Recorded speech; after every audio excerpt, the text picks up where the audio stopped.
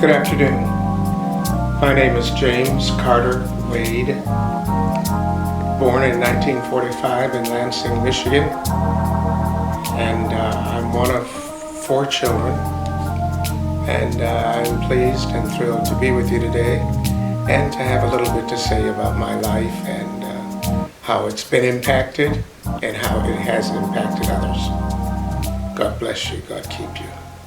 I realize that I have arrived at this point in life in ministry, knowing that who I am as a child of God and as a servant of the Lord Jesus Christ is in large measure due to my parents, my father, John Bramlett Wade Sr., who was a member of Trinity AME Church, for many, many years, served in many offices there, and was the treasurer at one point, but was also a part of the AME Church's lay organization and went to most meetings. My mother, Mrs. Tinney Wade,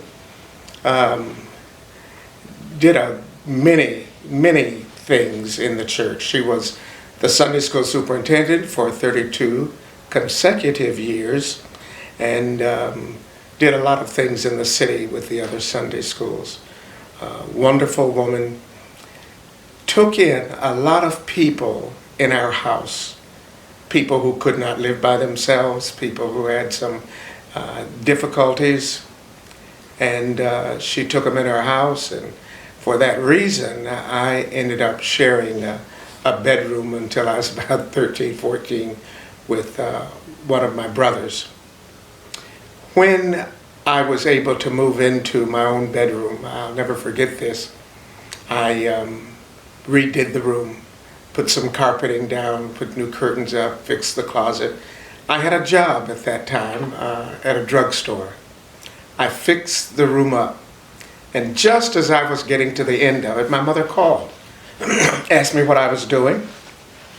I told her, and I could hear the joy in her voice. She said, "Oh, that's wonderful." And so I said, "Why is that so wonderful?" And she said, "Because there's a lady up the street who's going to come to live with us.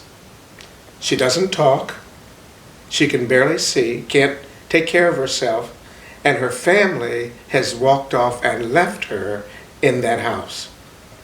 And we're going to take her in the house, and I want to put her in that bedroom because it's right at the top of the stairs."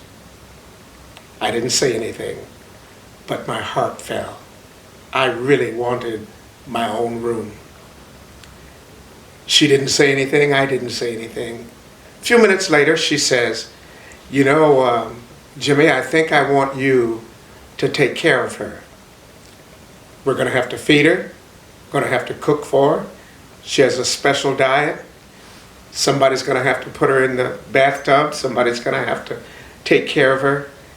And I want you to do that." And I'm telling you, my heart broke again. I was really, really messed up. I was glad my mother was not there because I started crying. And I cried and cried and cried because I wanted my own room. And I really didn't know that I was going to have to take care of this old woman. But that was just one person. We had people from overseas. If they came to our church, the pastor always sent them to our house. They never went to the hotel. And my mother did a lot of stuff, invited a lot of people into our home. And that really is what I think has made me the way I am about people I don't know. Later on, a woman by the name of Reverend Rosalie Porter came back to our city. And the presiding elder was in our home talking about what he wanted to do with Reverend Rosalie Porter and this mission church. Wanted my mother and father to go down there. Have my mother do the Sunday school, my dad tried to do the layman's thing. And my dad said no. My mother said, "Well, yeah, I don't mind doing that." But my dad said no. He wanted to stay at the big church. I was in the room with him, and he turns to me and says, "Take Jimmy, he'll go." I just looked at him. He said he can play the piano, he can teach Sunday school, he can do a lot of stuff, probably much better than I can. So we talked about it with the presiding elder, and I finally said yes, I would go. Again, the pastor's name was Reverend Rosalie Porter, the only woman pastor in Lansing, Michigan. I went. We started out in a small church that was attached to a United Methodist church. And Pastor Porter went to a lot of different places, and pretty soon we had 100 people in that church. At the end of about 10 years, we had 250 people there. We did a lot of work, but the thing that is important to me, and the thing I want to say to you, is that it was really an amazing thing for me to see how a woman pastor would operate. I said, for me, I had always had a male pastor and was pretty close to the pastor. I was church secretary for a while, and a lot of those kind of things. But this woman pastor was exquisite. She was remarkable. And that's really, I think, one of the reasons the church grew so fast. She was able to get people there, people my age, which was in my early 20s, and white and black and Hispanic and a lot of women. And we did a lot of things. So I was really thrilled. This issue about a woman pastor was remarkable to me. So this issue of giving up my space at home and then going out of the church that I grew up in and to this mission church, all of those things had a tremendous impact on my life. But more than anything else, it taught me about loving kindness. It taught me about how to deal with strangers and how to deal with people who really needed the Lord and people who didn't know you either and didn't have any idea about church and what it was about. So a lot of that experience helped me as I later was called to ministry and pastored 5 churches, all in the 4th Episcopal District, the Michigan Annual Conference. So that's been most of my background. And I used all of that as a pastor. Later, my mother made all of us take piano lessons and that kind of thing. And so as I went to Reverend Porter's new church, I was able to be the musician for that church. Later on, after piano, I took pipe organ and harp at Michigan State University and really enjoyed all of that. I was also one of the persons who played piano at a new CME church that came to our city. So it was really a wonderful experience for me up until, of course, I married in my 20s. Well, I thank God for placing a woman like Reverend Rosalie Porter in my life. I was able to serve with her, went with her every place, did everything, and actually learned ministry through her. I was able to do what male ministers did not do. And I realized that as I began to pastor. There was another woman who had an influence in my life, the late Julie Hagwood. She served with me as I became the director of church growth and development for the African Methodist Episcopal Church. She went with me overseas, and although she was an ardent missionary and a life member of the Women's Missionary Society, she also had a tremendous gifting at evangelism, and at her core being, her heart and her spirit was that of an evangelist. She went with me many times overseas. We did a lot of missional and evangelistic excursions. She went mostly to the 16th Episcopal District with me. And if some people missed their airplane, didn't get there, or some people couldn't come, she was capable of filling in any area at all. Wonderful teacher, magnificent person. And I truly blessed her. And she is no longer living, but she had a tremendous influence in my life. I know that more than anything else, God transformed my life in ways that called me to a different kind of ministry. One of my favorite passages, I perhaps should have said this earlier, is 1 Chronicles 12 and 32. From the family of Issachar, there were 200 wise leaders, and these men understood the right thing for Israel to do at the right time. Their relatives were with them and under their command. Listen to me carefully.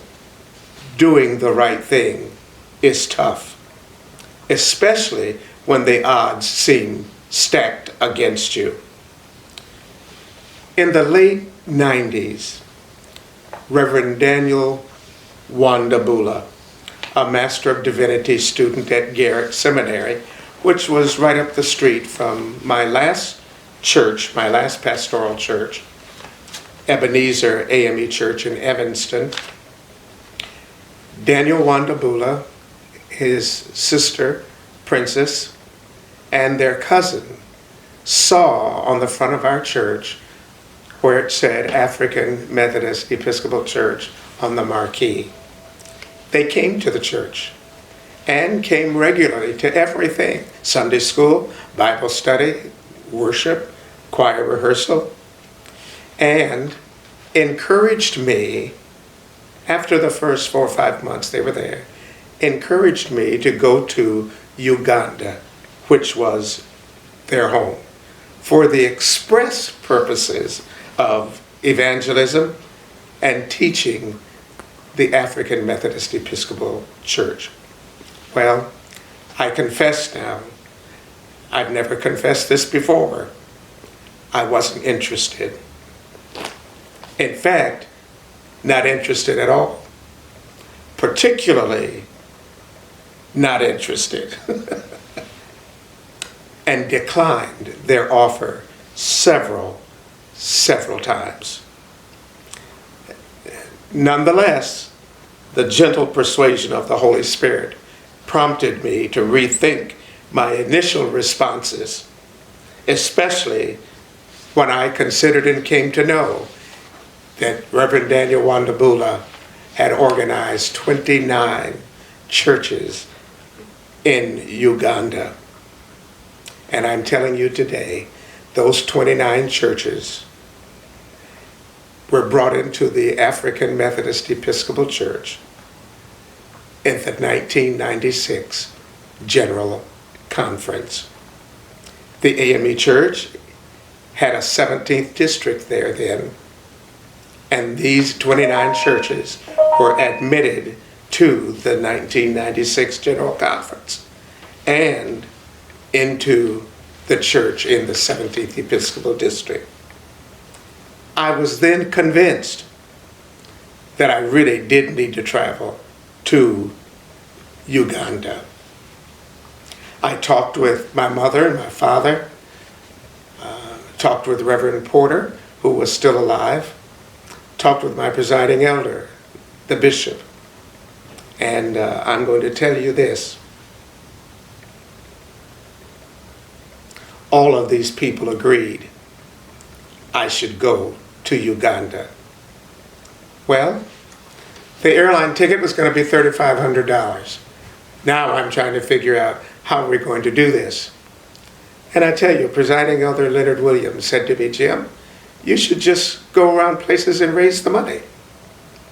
I was also encouraged to go to the lay organization that was meeting in Atlanta, Georgia. Now, be careful about this. I want you to hear this. I spoke to the president, who told me he would give me 5 minutes to talk about my trip to Uganda. Well, I said to myself, okay, but I knew that I was going to need more time than that. So I get up there and I talk about my father, who all of these people knew. These were lay people, and my dad was one of them. So as soon as I got through talking about my father, the president, Mr. Williams, said to me, okay, thank you, that's enough. So I said, well, but I'd like to talk about my trip a little bit. I'm not going to tell you what he said then, but there was a woman from Ohio, the 3rd District, who got up, got the microphone and said, you know, Mr. Williams, the other day you let that bishop, and I won't call his name, you let him talk for 45 minutes. So he says, okay, wait, I'll give you a few more minutes. He does that. And then he gets up again. Another woman from the 3rd District says, but we also want to take an offering for him. So the president says, well, if you all want to go out there in the lobby and you can make your contributions. Another woman from the 3rd District says, no, we think we want to take the offering here. That's what you did for that bishop the other day, and we'd like to do it for Reverend Wade the same way. I'm telling you today, my heart was thrilled. I almost cried. It was just such a moving experience. These people that I did not know were speaking up for me. Well, I was able to talk about what I was going to do and how I was going to do it, what I wanted to do with the money. I wanted to buy bicycles, $98 each there. And then to have them put together, another $98. So some people chuckled, and I did too. But they took an offering for me. When I left there, they gave me a $10,000 check. I was absolutely amazed. I'm telling you, I was amazed. So I buy the ticket, $3,500, and decide what I'm going to take with me. I'm going to take keyboards, Bibles, hymnals, catechisms, discipline, and some information, print information on evangelism and prayer and discipleship. So I buy all that stuff. And then I'm trying to decide, now, how am I going to get all this stuff there? Which means packing it up and getting it. But it also has a cost to it.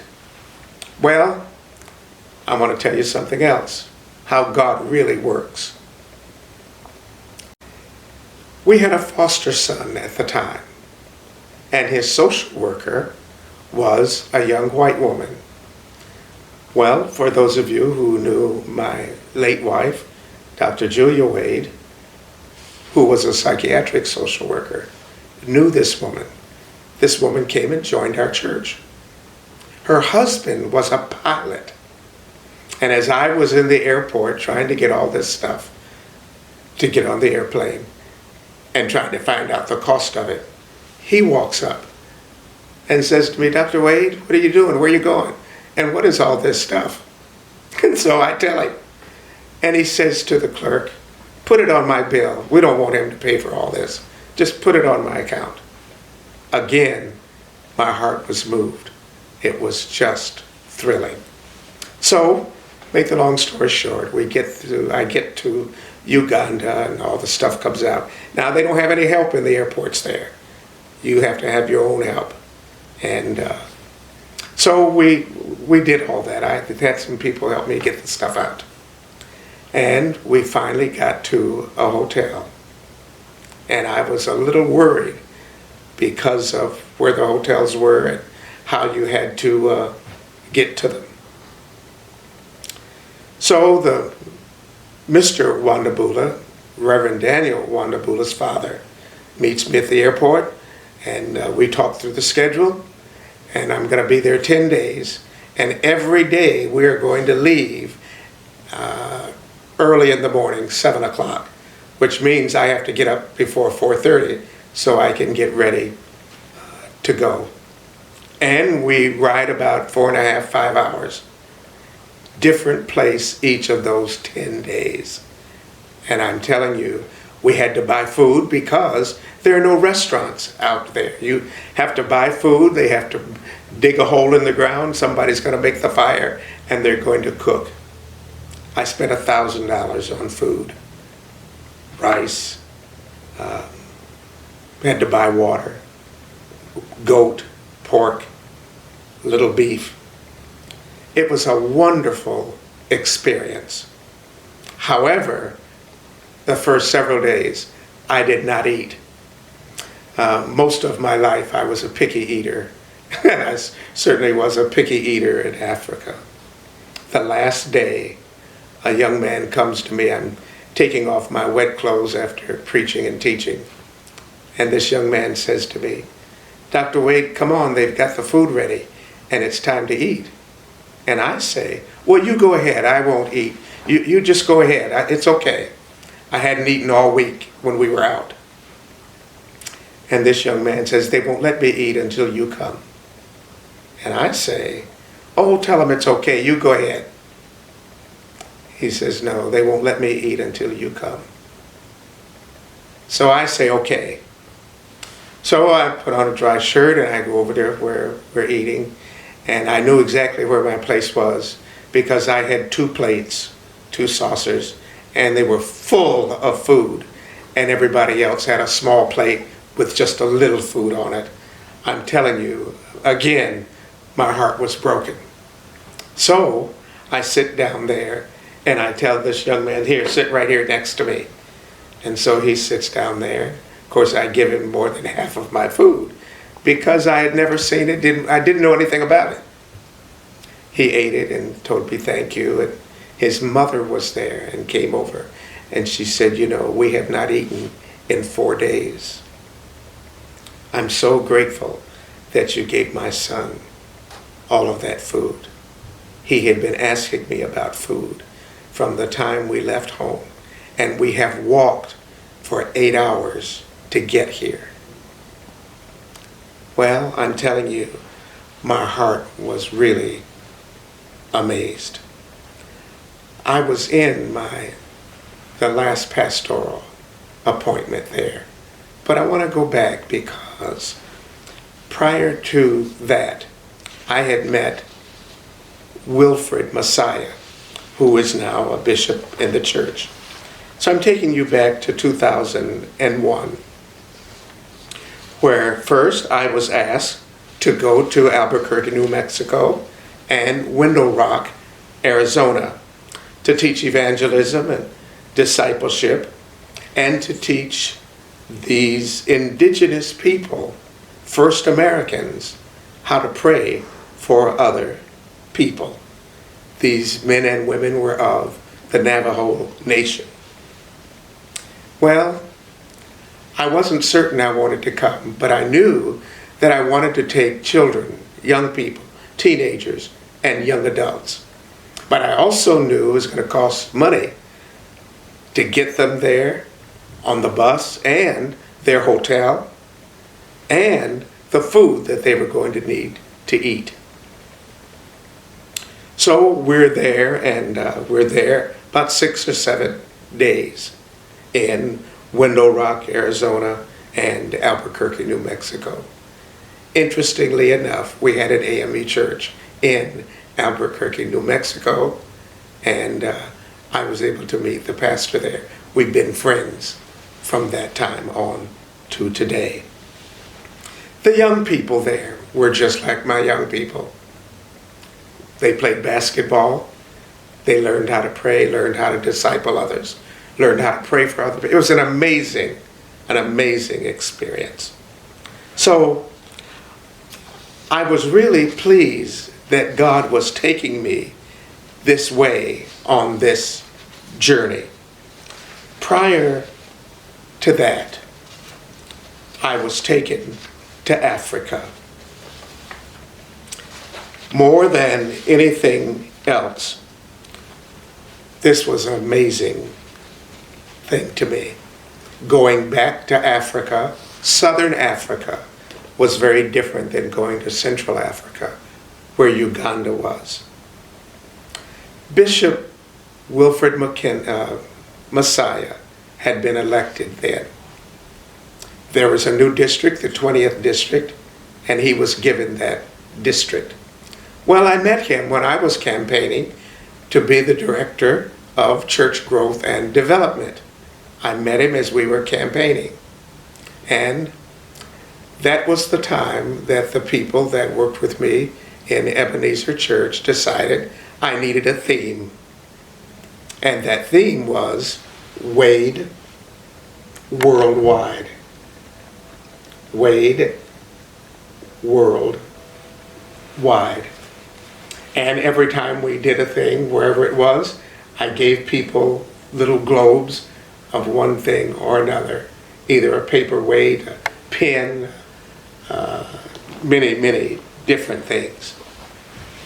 So I went to the 20th district and was not overwhelmed, because being involved in God's work at the international level, I was thrilled to be there again.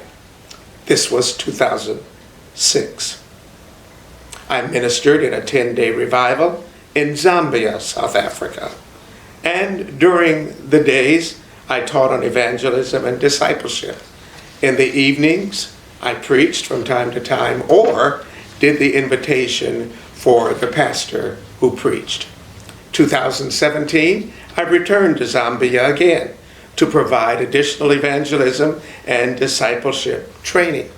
That was one of the times we went and did marketplace ministry.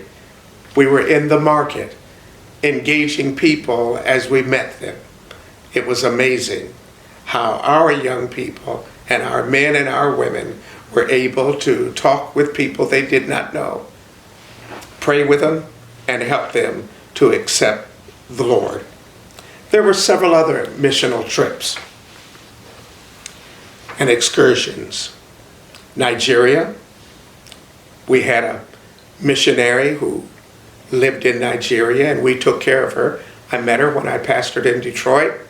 We took care of her. She married an African, and the church, Detroit and in Evanston and in Wisconsin, we undergirded her ministry. Nigeria.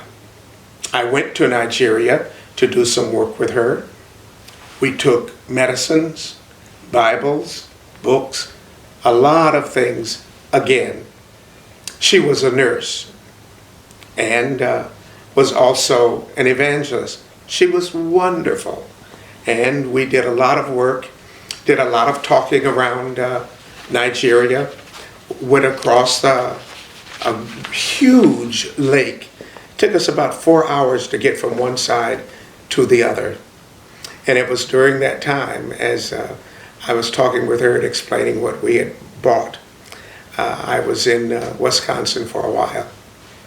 And a young man was with me, and I had said to these, I think 12 or 14 people who went with me, do not be outside just talking with anybody, stay inside.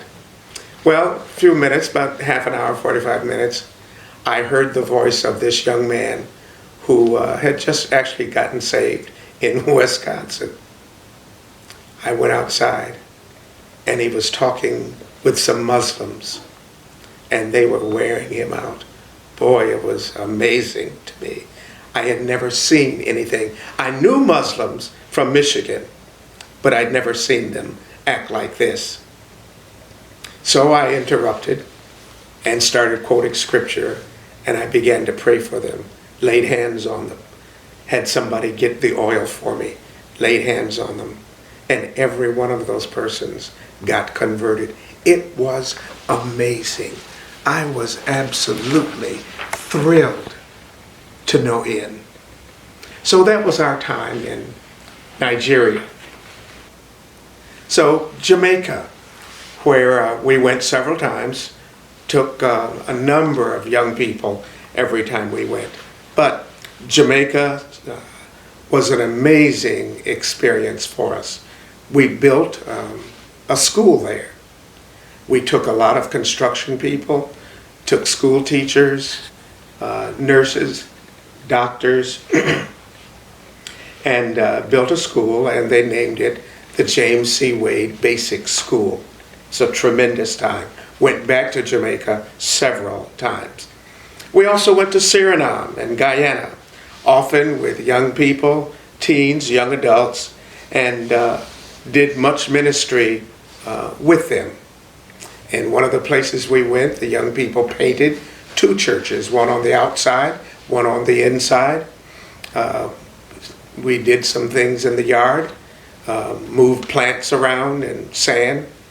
And then I returned to Zambia, and we did some evangelism there again. Every time we went, we took clothing, we took food, we took all kinds of materials, and of course, we had to take money. But I want you to know, the most amazing thing to me was for someone to preach and 50 to 100 people come forward to give their lives to the Lord Jesus Christ. That was an amazing situation to me many, many, many times. So we also took computers and other kinds of things that really helped the people there. One of the places we went in Jamaica, a young lady got some paint on her blouse and her skirt. And one of my young ladies said to me, "Pastor, this young lady messed up her blouse and her skirt. And she's about my same size. Do you think I can leave some of my clothing with her?" Well, this young lady's grandmother was also with us. And so I said, "Well, ask your grandmother, and then we'll ask this child's mother, and we'll see what happens. If they say yes, then you probably could leave a whole suitcase." And the young lady laughed. She said, "Yeah, I could, because I brought about that much stuff, Pastor." So we talked to her grandmother, who said yes. We talked to the young lady's mother, who also said yes. So the young lady left a suitcase full of skirts and blouses and shoes. It was just amazing. There are several pastors there that are still my friends today because of that. So I want you to know that those experiences, all of them, had a wonderful meaning in my life. Well, that was an amazing thing. There is another issue that I just want to speak to, and that is how we came to have young people as delegates to the General Conference. Andrew White was the director of Christian education. And then there were young people. Bishop McKinley became bishop. Bishop McKinley Young. The Reverend Ann Byfield became a bishop. And then there was Margaret Tyson and several others. And for a while I was the chairman of that committee. We wanted young people to become a part of the entire African Methodist Episcopal Church. Let me tell you why. I was talking with a young man on the telephone one day, and he said to me that he had a friend who was going to Haiti. And yes, talking about Haiti, I've been to Haiti a couple of times. And he was taking clothing and food, and so I called him, and he wanted to know if I wanted to go. Well, the trip was a little too short for me, but this young man went. And he says to me, he says, "You know, Pastor, I'm really kind of disappointed that we don't have young people in our major churches all over the world." He said, "You know, I am the manager of a bank. I'm 28 years old. And if I can be the manager of a bank at 28, I ought to be able to pastor a major church at 28 years old." Well, that burned in my heart and in my mind.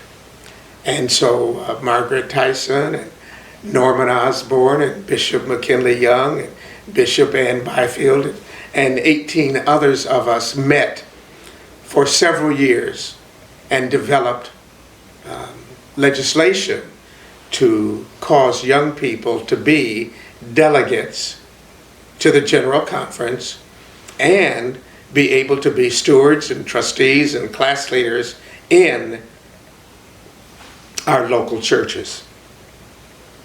So that next General Conference, we did that. Presented the legislation and it passed. And because of that, we do now have young people who are bishops in the church and general officers.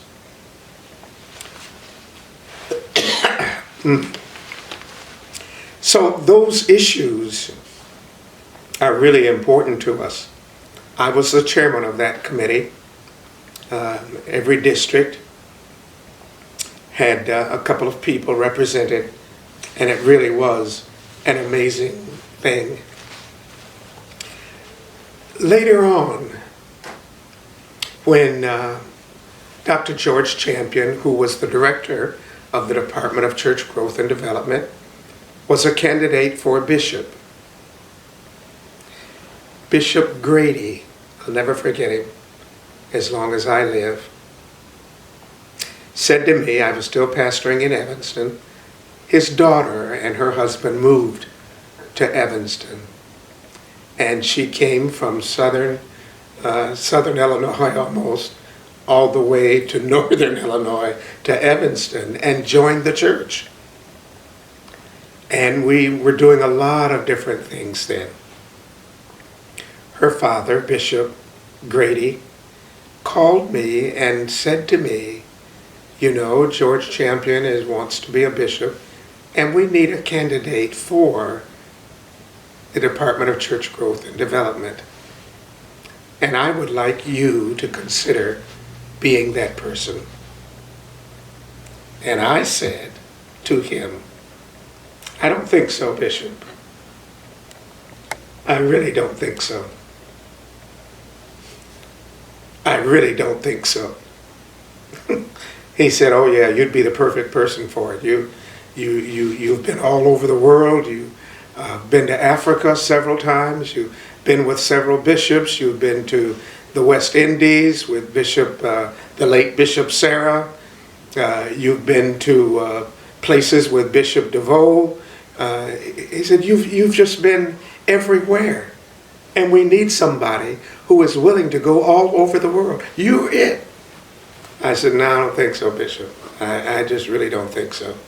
I don't think that I want to do that. If I do that, I want to do it on my own.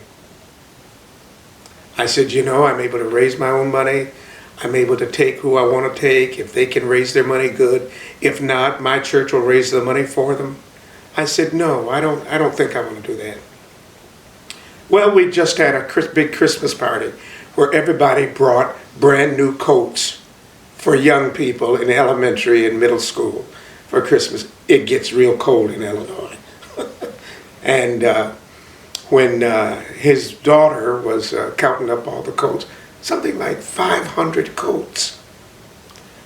He said, well, if you can do that and do it in a week or so, you ought to be able to do these things as well. He said, but you've been there several times. I said, Bishop, I know I have, and I enjoyed it. It was a wonderful experience for me. But I don't think I want to be that person. He said, well, okay, we'll talk about it a little bit later. And my heart is really beating fast, and it's all I can do to keep the tears from coming. He said, I'm going to pray for you. Well, that got me, because my pastor, Reverend Porter, used to say that same thing. Jimmy, I'm going to pray for you. And that meant that my mother and father had been talking to him about me and what I didn't know how to do. So I talked with him several times after that. And finally, the Spirit urged me to say yes, I would become a candidate for that office. And I was. And when I went places, back to Africa several times with Bishop Messiah, with Bishop DeVoe and Bishop Sarah Davis, and oh, I'm telling you, just everywhere, this issue of Wade Worldwide was spoken of everywhere. And that's why I have this globe here today in my home. I've given these globes to several people, some like this standing, some table-sized globes, and I've given them to really understand what God is doing worldwide. And so that's the theme that we used, Wade Worldwide. I've been to the 15th District with Sam Green, Bishop Sam Green, and several other people. I've been all over the world. And I want you to know today, my heart is gladdened because young people came home from those trips understanding that everything they read in books about First Americans and about Africans is not true. Many of them wrote themes and theses around our experiences there, and several of those young people today call me and talk with me about what they're doing. So I'm really thrilled that God has used me and many, many other people in this same way. I'm thrilled, my heart is blessed, and I thank you for listening. God bless you. God keep you is my prayer. After 127 years of excellence in liberation education, the Turner Theological Seminary invites you to celebrate with us our 127th Founders Day observance. We've been committed to developing leaders for change. In the spirit of Bishop Henry McNeil Turner, we are still raising 21st century prophetic problem solvers. Our 2020 virtual conference will feature leaders of change like Dr. Tafrisa Fry Brown, who's being honored in our Henry McNeil Turner Hall of Fame, as well as a number of others. I want you to do this. I want you to log on to www.turnerseminary.org and register today. Get more information there. You'll be able to register. You'll also be able to donate to the conference, the seminary, and the Hall of Fame. For more information, call us at 404-527-0080. Again, that number is 404-527-0080.